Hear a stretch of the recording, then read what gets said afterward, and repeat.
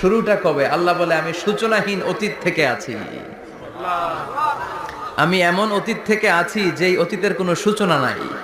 সুবহানাল্লাহ কইবেন না? আবার আমি সীমাহীন ভবিষ্যৎ পর্যন্ত থাকবো। সুবহানাল্লাহ পড়েন।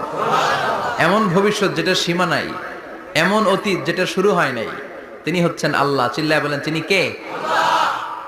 এজন্য আমরা বলি রাদিতু বিল্লাহি রাব্বা, রব হিসেবে আল্লাহ তোমারে পেয়ে আমরা খুশি। এজন্য আমাদের ইবাদতের সব জায়গায় এই রবের নামের গুণগান আছে না নাই?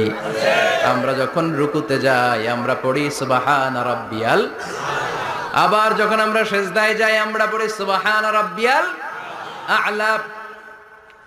রুকুতে গেলে সুবহান রাব্বিয়াল আযীম, আবার যখন সিজদায় যাই তখন আমরা পড়ি সুবহান রাব্বিয়াল আ'লা।